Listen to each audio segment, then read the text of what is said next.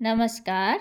आइए सुनते हैं मुंशी प्रेमचंद की लिखी कहानी प्रारब्ध। लाला जीवनदास को मृत्यु शैया पर पड़े 6 मास हो गए हैं। अवस्था दिनों दिन सोचनी होती जाती है। चिकित्सा पर उन्हें अब जरा भी विश्वास नहीं रहा। केवल प्रारब्ध का ही भरोसा है। कोई भी तैसी वैद्य या डॉक्टर का नाम लेता है तो मुंह फेर लेते हैं। उन्हें जीवन की अब कोई आशा नहीं है। यहाँ तक कि अब उन्हें अपनी बीमारी के जिक्र से भी घृणा होती है। एक क्षण के लिए भूल जाना चाहते हैं कि मैं काल के मुख में हूँ।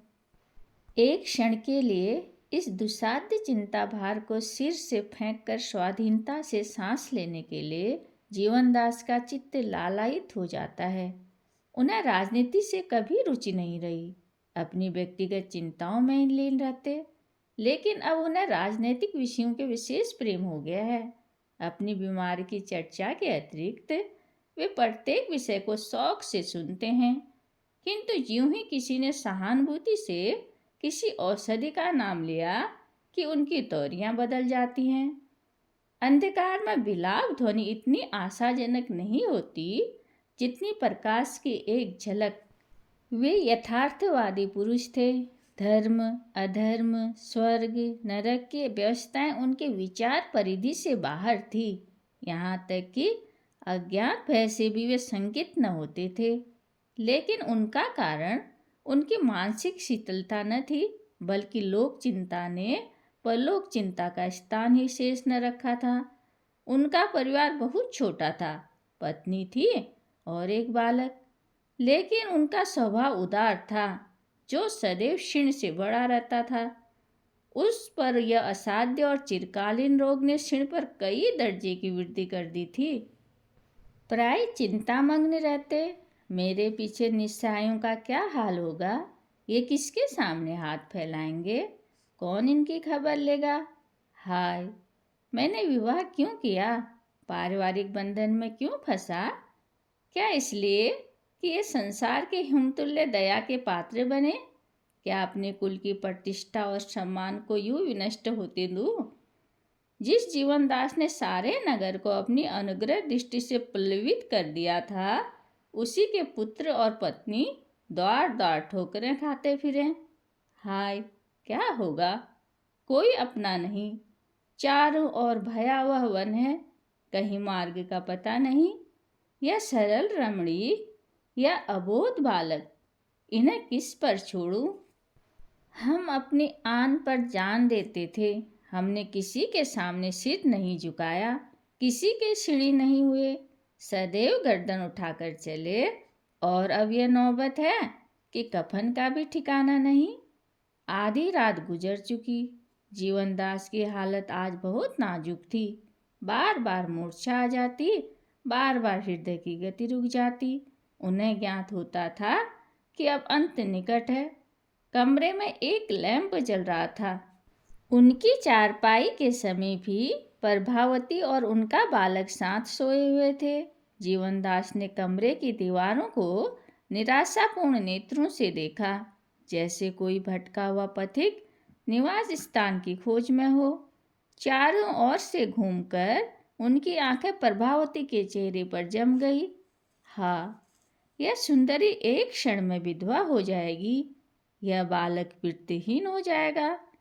यही दोनों व्यक्ति मेरी जीवन आशाओं के केंद्र थे। मैंने जो कुछ किया, इन्हीं के लिए किया।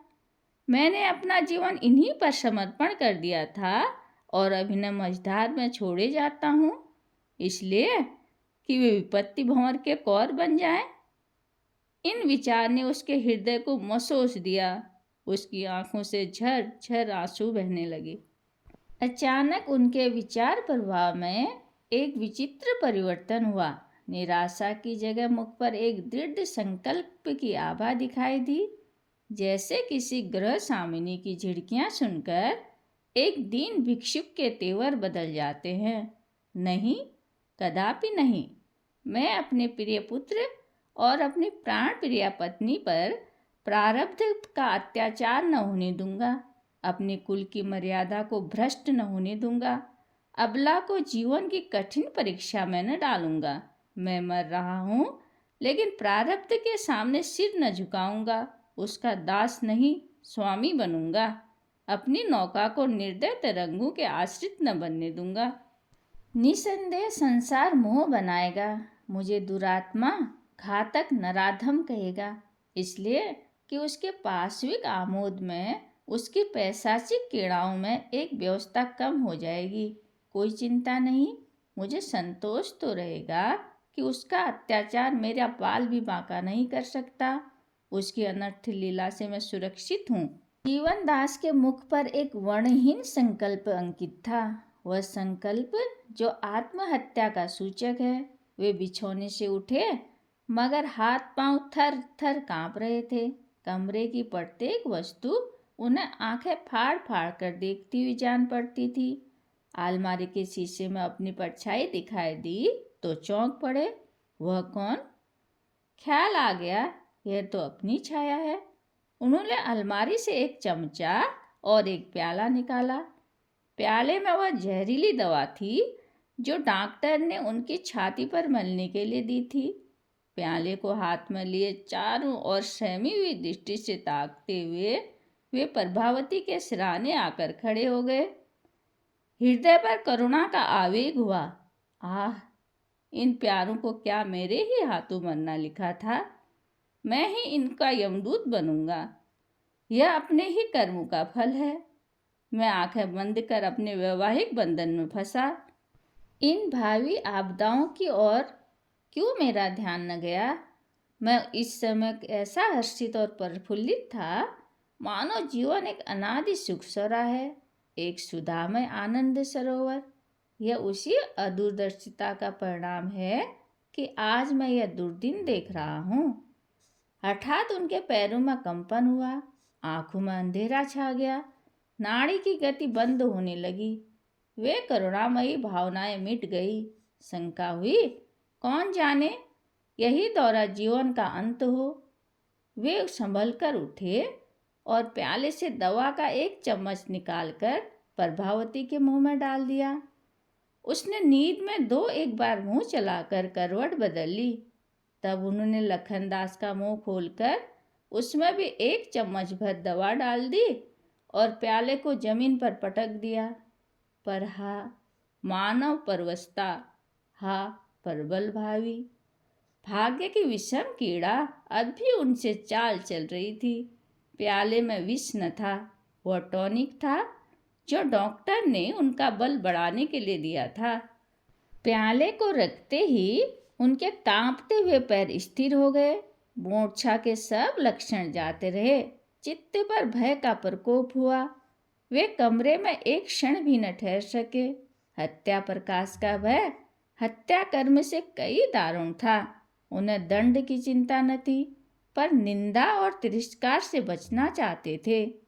वे घर से इस तरह बाहर निकले जैसे किसी ने उन्हें ढकेल दिया हो। उनके अंगों में कभी इतनी स्फूर्ति न थी। घर सड़क पर था। द्वार पर एक तांगा मिला, उस पर जा बैठे। नाड़ी में विद्युत शक्ति दौड़ रही थी। तांगे वाले ने पूछा, कहाँ चलूं? जीवनदास, जहाँ चाहो।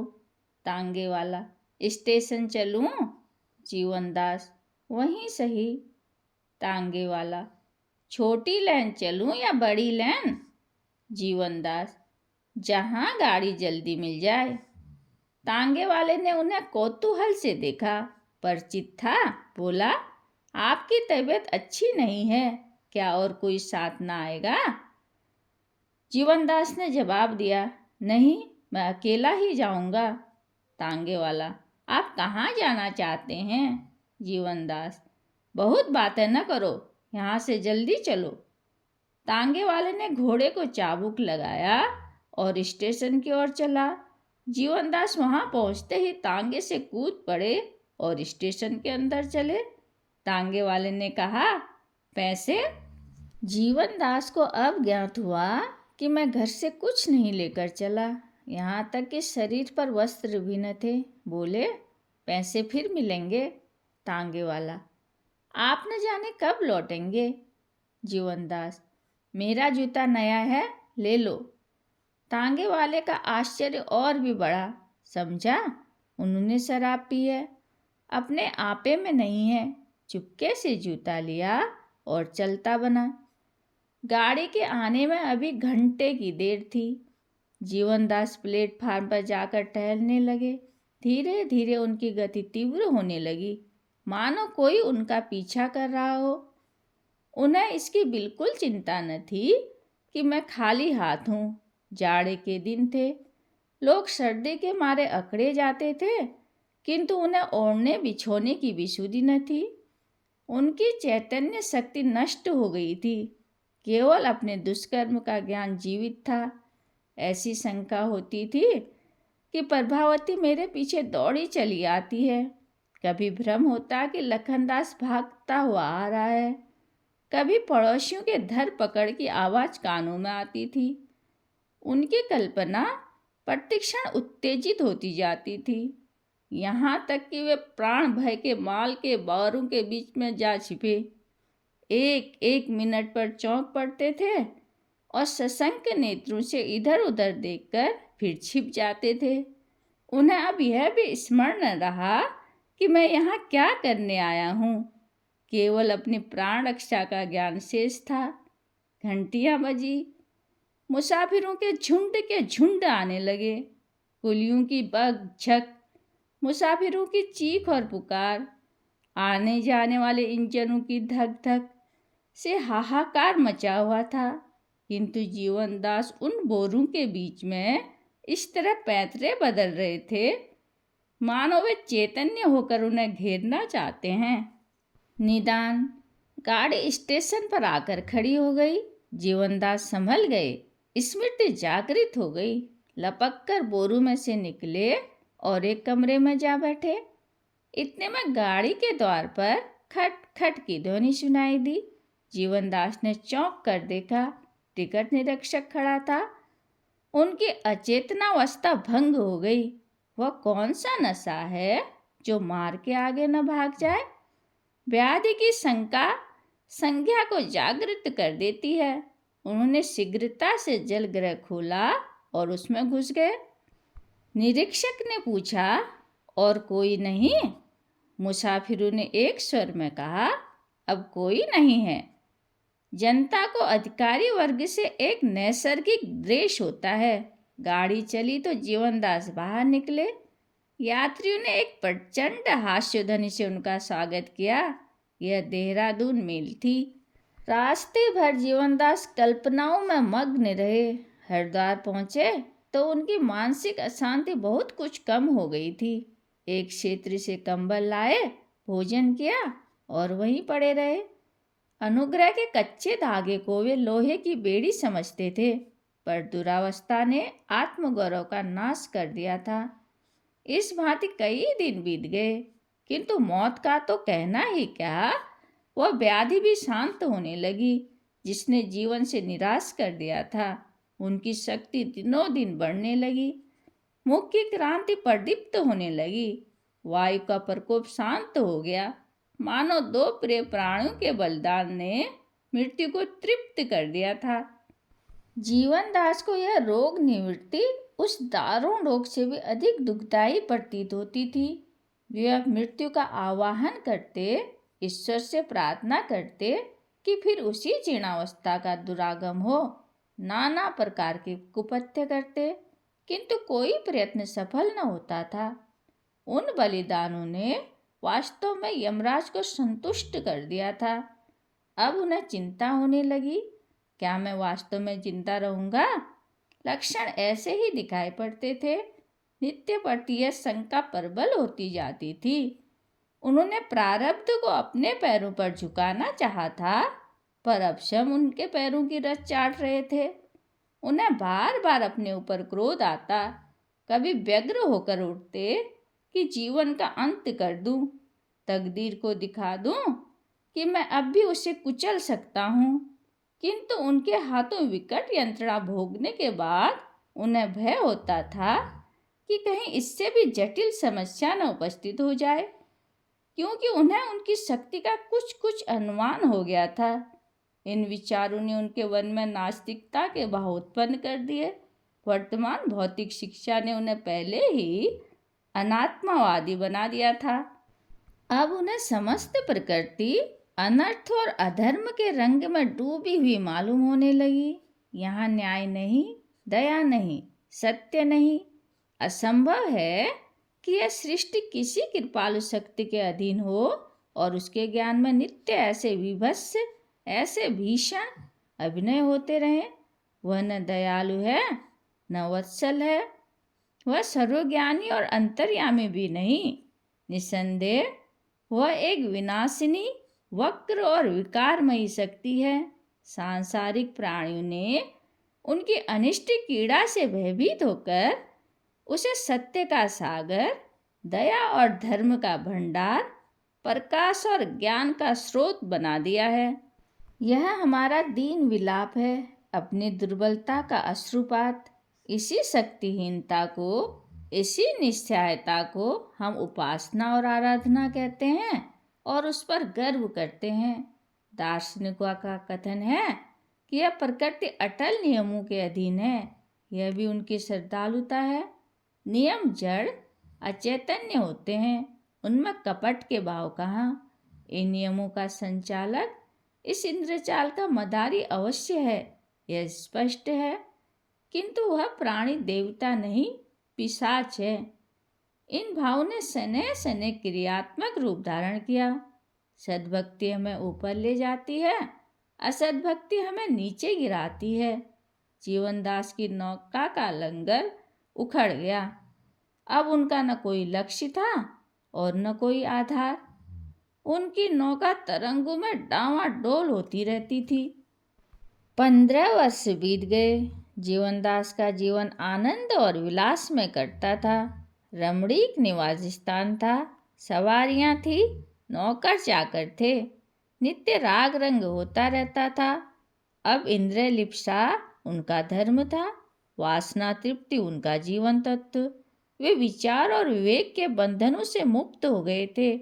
नीति और अनीति का ज्ञान लुप्त हो गया था। उनके पास साधनों की भी कमी नहीं थी। बंधे बैल और खुले साण में बड़ा अंतर होता है। एक राती पाकर भी दुर्बल है, दूसरा घास पात ही खाकर मस्त हो रहा है। स्वाधीनता बड़ी पोषक वस्तु है। जीवनदास को अब अपनी स्त्री और बालक की याद न सताती थी। भूत और भविष्य का उनके हृदय पर कोई चिन्ह न था। उनकी निगाह केवल वर्तमान पर रहती थी। जीवनदास धर्म को अधर्म समझते थे और अधर्म को धर्म। उन्हें सृष्टि का यह मूल तत्व प्रतीत होता था। उनका जीवन स्वयं इसी दुर्नीति का उज्जवल प्रमाण था। आत्मबंधन को तोड़कर जीवनदास जितने उत्सित हुए, वहां तक उन बंधनों में पड़े हुए उनकी दृष्टि भी न पहुंच सकती थी। जिधर आंख उठती, अधर्म का साम्राज्य दिखाई पड़ता था। यही सफल जीवन का मंत्र था। स्वेच्छाचारी हवा में उड़ते हैं, धर्म के सेवक एड़ियां रगड़ते हैं। व्यापार और राजनीति के भवन, ज्ञान और भक्ति के मंदिर, साहित्य और काव्य की रंगशाला, प्रेम और अनुराग मंडलियां सब इसी दीपक से आलोकित हो रही हैं। ऐसी विराट ज्योति की आराधना क्यों न की जाए। गर्मी के दिन थे, संध्या का समय। हरिद्वार के रेलवे स्टेशन पर यात्रियों की भीड़ थी। जीवनदास एक गेरुए रंग की रेशमी चादर गले में डाले, सुनहरा चश्मा लगाए, दिव्य ज्ञान की मूर्ति बने हुए अपने सहचरों के साथ प्लेटफार्म पर टहल रहे थे। जीवनदास की भेदक दृष्टि यात्रियों पर लगी हुई थी। अचानक उन्हें दूसरे दर्जे के कमरे में एक शिकार दिखाई दिया। यह एक रूपवान युवक था। उसके चेहरे से प्रतिभा झलक रही थी। उसकी घड़ी की जंजीर सुनहरी थी। तंजेब की अचकन के बटन भी सोने के थे। जिस प्रकार बधिक की दृष्टि पशु के मांस और चर्म पर रहती है, उसी प्रकार जीवनदास की दृष्टि में मनुष्य एक भोग्य पदार्थ था। उनके अनुमान ने आश्चर्यजनक कुशलता प्राप्त कर ली थी और उनके कभी भूल न होती थी। वह युवक अवश्य कोई रईस है, सरल और गौरवशील भी है। अतएव सुगमता से जाल में फंस जाएगा। उस पर उसकी सिद्धता का सिक्का बिठाना चाहिए, उसकी सरल हृदयता पर निशान मारना चाहिए। मैं गुरु बनूं या दोनों मेरे शिष्य बन जाएं, छल की घातें चले, मेरी अपार विद्यता, अलौकिक कीर्ति और अगाध वैराग्य का मधुर गान हो, शब्दाडंबरों के दाने बिखेर दिए जाएं और मृग पर फंदा डाल दिया जाए। यह निश्चय करके जीवनदास कमरे में दाखिल हुए। युवक ने उनकी ओर गौर से देखा, जैसे अपने भूले हुए मित्र को पहचानने की चेष्टा कर रहा हो। अब अधीर होकर बोला, महात्मा जी, आपका स्थान कहाँ है? जीवनदास प्रसन्न होकर बोले, बच्चा, संतों का स्थान कहाँ, समस्त संसार हमारा स्थान है। युवक ने पूछा, आपका शुभ नाम लाला जीवनदास तो नहीं है? जीवनदास चौंक पड़े, छाती बल्लियों उछलने लगी, चेहरे पर हवाइयाँ उड़ने लगी। कहीं यह खुफिया पुलिस का कर्मचारी तो नहीं है? कुछ निश्चय न कर सके, क्या उत्तर दूं, गुमसुम हो गए। युवक ने जीवनदास को असमंज में पड़े देखा और कहा, मेरी यह धृष्टता क्षमा कीजिएगा। मैंने यह बात इसलिए पूछी कि आपका श्रीमुख मेरे पिताजी से बहुत मिलता है। वे बहुत दिनों से गायब हैं। लोग कहते हैं सन्यासी हो गए। वर्षों से उन्हीं की तलाश में मारा मारा फिर रहा हूँ। जिस प्रकार क्षितिज पर मेघ राशि चढ़ती है और क्षण मात्र में संपूर्ण वायुमंडल को घेर लेती है, उसी प्रकार जीवनदास को अपने हृदय में पूर्व स्मृतियों की एक लहर सी उठती हुई मालूम हुई। गला फंस गया और आंखों के सामने प्रत्येक वस्तु तैरती हुई जान पड़ने लगी। जीवनदास ने युवक की ओर सचेष्ट नेत्रों से देखा।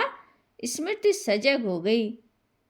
उसके गले से लिपट कर बोले, लखू। जीवनदास के पैरों पर गिर पड़ा। मैंने बिल्कुल नहीं पहचाना। एक युग हो गया। आधी रात गुजर चुकी थी।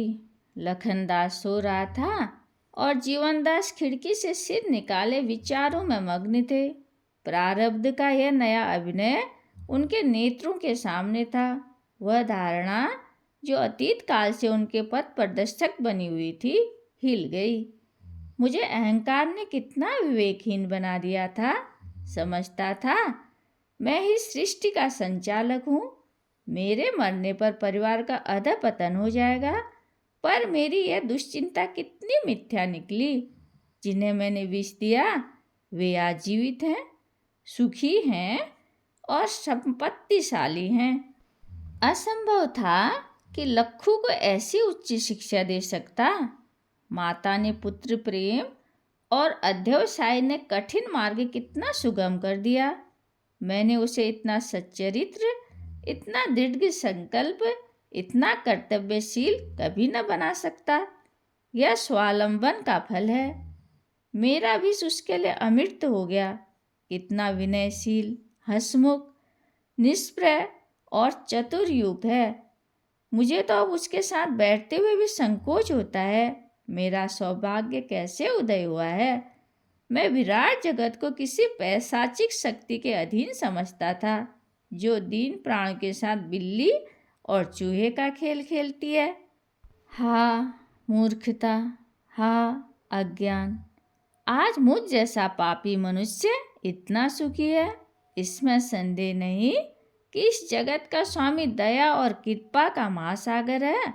प्राप्त काल मेरा उस देवी के साथ साक्षात होगा, जिसके साथ जीवन के क्या क्या सुख नहीं भोगे।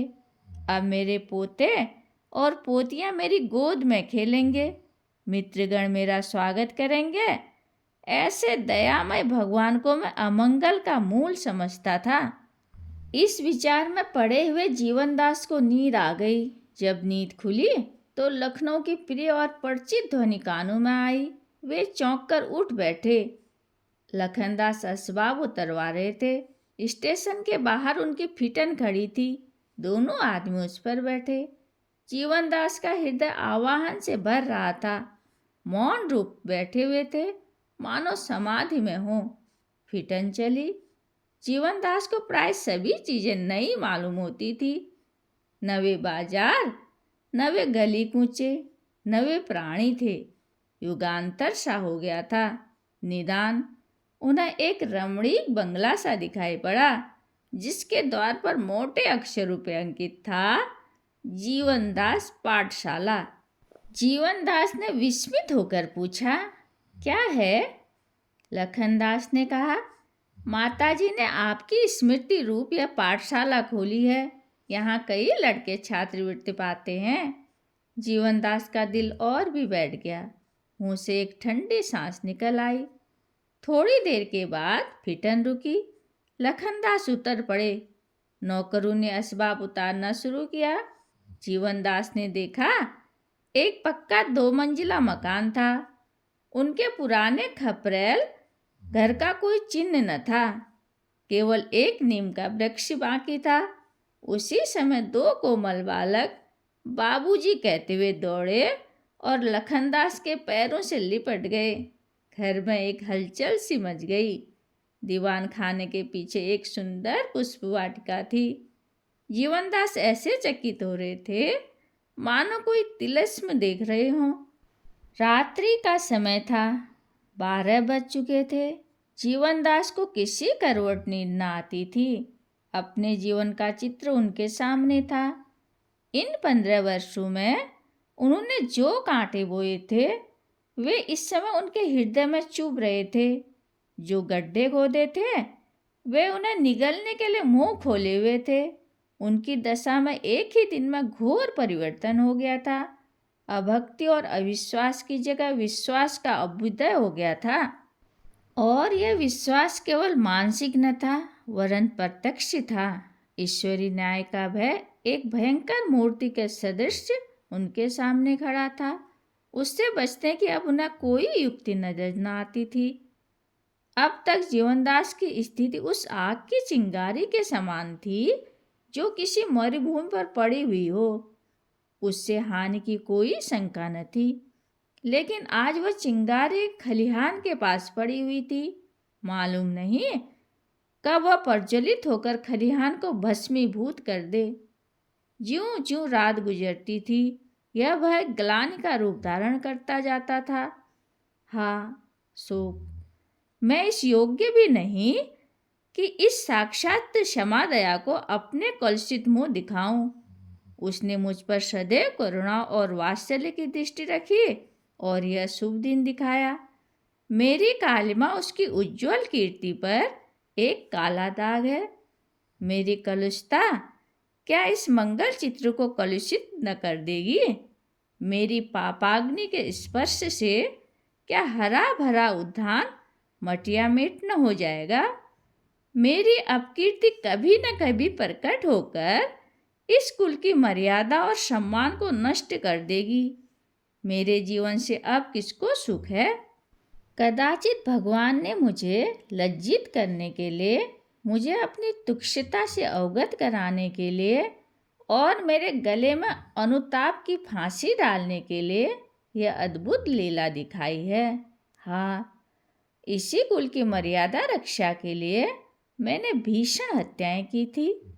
क्या अब जीवित रहकर इनकी दुर्दशा कर दूं, जो मरकर भी न कर सका? मेरे हाथ खून से लाल हो रहे हैं। परमात्मा, वह खून रंग न लाए। यह हृदय पापों के कीटाणु से जर्जर हो रहा है। भगवान, यह कुल उनके छूत से बचा रहे। इन विचारों ने जीवनदास में ग्लानि और भय के भाव को इतना उत्तेजित किया कि वे विकल हो गए। पड़ती भूमि में जैसे बीज का असाधारण विकास और प्रसार होता है, उसी प्रकार विश्वासहीन हृदय में जब विश्वास का बीज पड़ता है तो उसमें सजीवता और विकास का प्रादुर्भाव होता है। उसमें विचार के बदले व्यवहार का प्राधान्य होता है। आत्मसमर्पण उसका विशेष लक्ष्य होता है। जीवनदास को अपने चारों तरफ एक सर्वव्यापी शक्ति, एक विराट आत्मा का अनुभव हो रहा था। प्रतिक्षण उनकी कल्पना सजग और प्रदीप्त होती जाती थी। अपने जीवन की घटनाएं ज्वाला शिखा बन बनकर उस घर की ओर, उसे मंगल और आनंद के निवास भवन की ओर दौड़ती हुई जान पड़ती थी, मानो उसे निगल जाएंगी। पूर्व की ओर आकाश अरुण वर्ण हो रहा था। जीवनदास की आंखें भी अरुण थी। वे घर से निकले तो हाथ में केवल धोती थी। उन्होंने अपने अनिष्टमय अस्तित्व को मिटा देने का निश्चय कर लिया था। जीवनदास अपने पापाग्नि की आंच से अपने परिवार को बचाने का संकल्प कर चुके थे। प्राणपण से अपने आत्मशोक और हृदयदाह को शांत करने पर उद्यत हो गए थे। सूर्योदय हो रहा था। उसी समय जीवनदास गोमती की लहरों में समा गए। धन्यवाद।